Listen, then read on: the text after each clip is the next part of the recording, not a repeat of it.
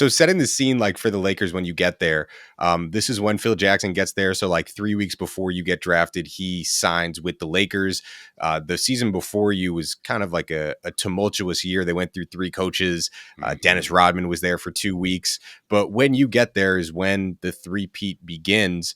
Jelani was saying before this that you were one of the guys that Phil really liked. And I know that that wasn't probably the case for everybody. Phil was a very particular person. He had his ways. What was your first interaction with Phil? Did he give you a book? What was that first meeting or practice like with Phil? And what did you think of him when you first met him? Well, really, Phil was the one that worked me out. So like right when he got there, like I was his draft pick. So he worked me out. And I was really there to be a crash test dummy. I think they wanted to draft another kid. I ended up having a good workout. My first thought when my agent told me, "Hey, let's go work out with the Lakers," I'm like, "Why are they having me come here?" Because I'm thinking they got Cole, they had Eddie Jones, they had Rick Fox, all the same player that I was. Like I ain't gonna ever see the court. And those guys were in their prime, all stars. So I was like, "Why are they coming having me work out?" Well, Phil like different players. He likes different skill set, different players. So I worked out, had a really good workout. And after the workout, he told me, he's like, "Hey, that was a lucky workout you had." I'm like, "Luck." I was like, I said, "I'll go shoot some more. If you want me to go shoot, we can do more drills." I was in shape. I was ready to go. He was like, "No, you want to end on luck." I'm, luck? What are you talking about? So he's messing with me. He just walks off. He was new, and I'm looking at the guys that are working me out, like, "Are we done?" And they were like, "I don't know." Like, he just walked out. So 2 weeks go by, and my agent calls me again, and he's like, "The Lakers want you to come back again." I was like, "For what, man? They got these guys there." So I go work back out again. And then at that time, Phil was like, "You know what? You got lucky last time. Now do that bleep again." I think I did better the Ooh, second workout. yeah, yeah. And then draft day comes. I'm gonna skip past the Lakers. I'm like, they not drafting me. They got all these guys, and that was the one pick that I wasn't holding my breath. Every other pick, I was like holding it, like, not me, not yet. Yeah. And then the Lakers, I was like, "Oh no, they ain't going. They definitely not drafting me." And then I was You went when to I go get some relaxed. chips. The Lakers pick came and you went to go get some chips. I'm sitting there like, "Oh, they Yeah, drafted me." So yeah. you know, so that was my first contact with Phil. And then we actually had the triangle right in summer league. So I actually had the triangle on the offense before everybody else. Then really in training camp, he was harder on me because he's like, "You had this before anybody else in the summer. You need to be knowing this." So they were getting on me, really Ricky Hayes and me. But that was my first interaction with Phil. Is when he worked me out. But it don't take too long as a player. If you're in a workout with Devean George, it don't take too long. Like if you're working out with other threes in his position, and let's say we're going through a workout, it don't take too long to figure out Devin can take it. You know what I mean? Like whatever the little game you're playing, you know what I mean? Even if he would answer innocently, it's almost because where he was from in Minnesota, like he could answer innocently. Like I don't want to no disrespect, but it's almost his first inner child answer. It's so pure. It's like if that's the game where you can play, we could do it again.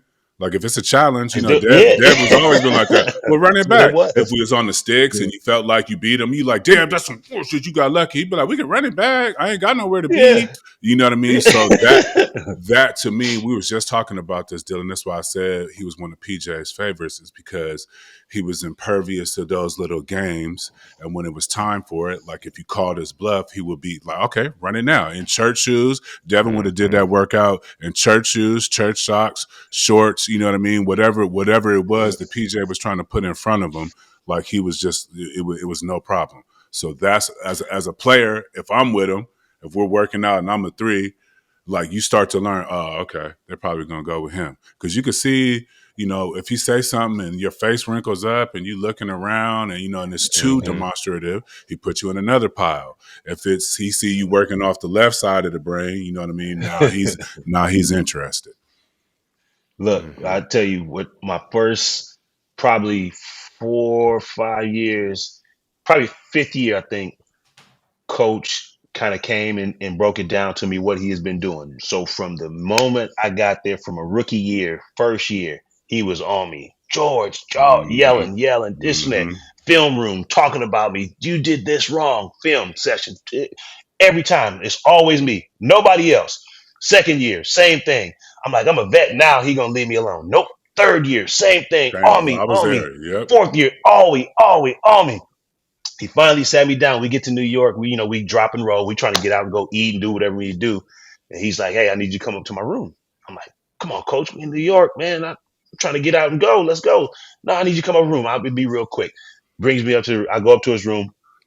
And then he says, he says, you think I pick on you? And at the same time, I talked to my dad, and my dad was real big. He would watch every game. He'd be like, you shut your mouth. You sit on that bench. You wait till you call. You get in the game. You'd be happy. He'd give you 2 minutes. I want you smiling. My dad, every game, he would call me. He's like, I ain't see your white teeth. I said, I need you to smile a little bit more. He was just on me. So he was like, don't say nothing stupid to the media. Step back and relax. You don't have no problem. I saw them checks they giving you. Shut your mouth. So Mm-hmm. I was thinking I had my dad in the back of my mind. I was like, nah, coach, you don't pick on me.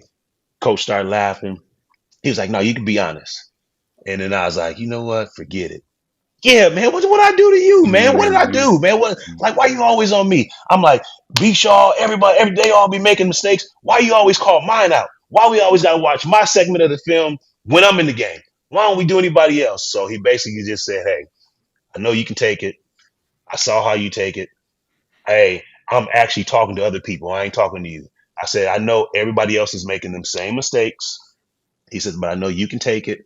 And he says, I know, but I'm really speaking to the other guys that I really can't say that Mhm. to. So I'm using you.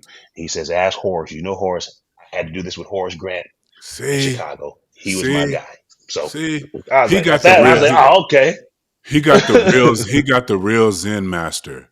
He got the before. This It's is when not a PJ was joke. height Zen master shit. Before he got a little older and got into his ways, you know what I mean. He was still Mhm. really doing that Zen master shit. You know what I mean. And he Oh was yeah. receptive. I wasn't receptive. Like my first 2 years in the Whoa, league was with boy. GP and Vin Baker and in the corner of the Northwest. Like you don't want to know what my vetting situation. When I got there, I told Dylan Dev when I got there because I wasn't playing, I was fighting tooth and nail for every last minute to get off that injured reserve. I had a hair trigger. I had in the practice when Cole was messing with me, when you know what I mean, whoever it was, when it was somebody that was in my same position. Yeah. You would literally, Devin Yeah. would literally see it happen. No. Nigga, I told Do you, you tell him? I told her. Here, Lonnie, let me holler at you real quick. Let me holler. Come over Yeah, here. can I talk Come to you? over Let me here. talk to Did you you. see something last Yeah, night? yeah. Let me holler at you. Did you watch Martin last night? You know what I mean? And I'd be like, Yeah. what? And then I'd be like, yeah, I saw it. That shit was funny. And then we would go by and it would go up and down because we'd be on the second team. And I'd look at him, I'd be like, you did it again. You know what I mean? But he would be saving me because he knew how to take it. And that's what I'm saying. I was one of the players who would be making them faces. Like, what the fuck is PJ talking about? You know what I mean? Yeah. Yada, yada, yada. Or I feel like I was just busting y'all ass in Seattle for 3 years. Now I'm coming over Yeah. here in this suit. Like, don't get it twisted. So he saved me. The one in New Yeah. York had to happen. The one in New York had to happen. I don't know if you remember that one. We was in New York. Yeah. Yeah. Well, let's The hear one it. in New York had Let's to. hear it. Let's hear it. I've been doing well, not playing. You know what I Mhm. mean? Getting used to the whole deal. We go to New York. Um, I lost it in the middle. We had a practice. I lost it. I abandoned the triangle. I was like trying to give Slava and Mad Dog and everybody in front of me any type of work. It was low key Kobe-ish. Like I was doing all the stuff I wasn't supposed to. I was just trying to show every skill set that I had that they didn't think I got because I was in a suit. And every time I scored, I'd be like, "It ain't me." And then everybody's like, "Oh shit."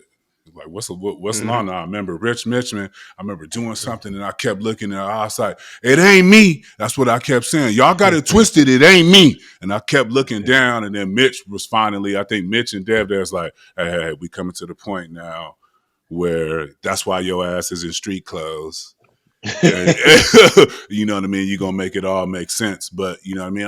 I wanted to play. They was playing for chips. I felt It's like I could tough, play. man. Yeah. It's Yeah. tough. It's tough sitting there, especially knowing like when it's not always about basketball. Like when Tell it, guys Dev. aren't playing, it's about a trade. It's about this guy makes money. It's about this guy, is going to be disruptive if he don't get Mm-hmm. numbers or minutes. It's a lot of stuff that goes on. It's just not like, hey, we just gonna put the best five out there, or we just gonna No. put who's playing West. Mhm. It's not like that, and it's frustrating for us. We were young players, fairly young players, early on. So that game, we ain't seen it too much. You get to year 10, 11, you like, okay, I know what it is. This is how it is. I'm probably not gonna play tonight, and you're cool with it. But we going after contracts, and we trying to get, we trying to get the next contract. We're young. It means everything to us. Some Everything. guys are okay with it. Who cares if you're getting a paycheck? No, it still does mean something to us. And the guys, we would all try to save each other.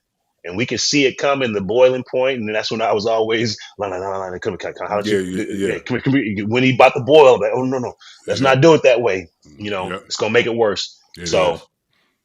you know, So I think, Shouts out to Pops for having the insight to tell you yeah, that. facts. I didn't have that. yeah, You know what I yeah, mean? man. I was Every trained. I'm game. TTG. I was trained to go. Like, go in there and get your Yeah, spot. You look like you bullshitting. And that's why they got you over there in a suit. Cause you ain't, you know what I mean? Everything I was like, yeah, I need a fighting claw for it. But that's why you probably had a lot of that success, Devin, because you had Pops like, yeah, you sit right there and you deal with it. You getting paid, you winning, you playing for the Lakers. Like, you're going to be all right.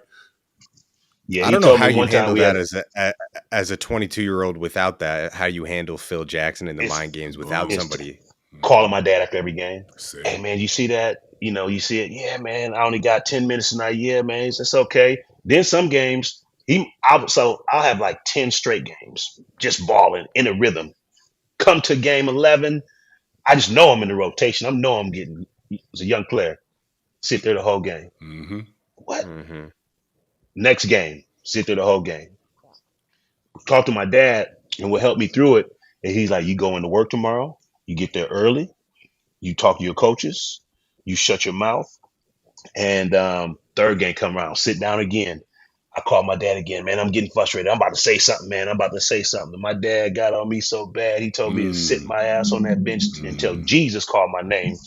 And then he said, don't say nothing. He says, and Fact. hung up on me. Click. Facts. Then I talked to him. I said, why you hang up on me? He said, you don't have no problem. He said, are they late? I said, late on what? He's like, are they Paying. late with your checks? I said, no, it's a direct deposit. He said, well, you ain't got no problem. Shut up. Hung up Mm-hmm. on me again. Mm-hmm.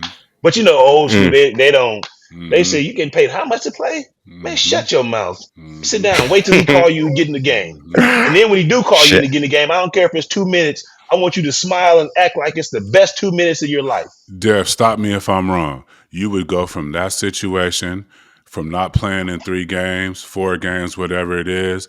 Then he would put you in the fourth quarter with 2 minutes left and draw up a play for you to hit you Yep. in the Devean George spot, right? Yep. That He am I showed me. wrong? Am I wrong in it? You know, 100%. That's what you was 100%. working with. That's the type of Yeah. games he was playing. Okay, you got 10 straight. You like, yeah, I'm starting. I should be starting. Like, I Yeah. got it figured out. Yeah. Yeah. He'll go cold Yep. on you 5 or 6 games, and you be sitting there Yep. 5 or 6 games, lunching out. Oh yeah, I remember her from last trip or whatever it Yeah. is. Yeah. And then he'd be like, Devin. And you look up, it's 2 minutes left in the fourth quarter. We down 2, whatever. He want to Yep. call blind pig, or he want to shoot out a triangle Yeah. call so Devin can get it Yeah. in his shot where he was killing. Not the previous, that was 16 games ago, because he was just nailing, he was going off of what Yeah. he's seen in the first 10 when he was killing. And then just thinking, like, after this 6th game where he was sit, he's still going to be that same dude 16 games ago. So that's what you was dealing with PJ, man. And you have to be a That's tough dude. exactly what he was. Yep.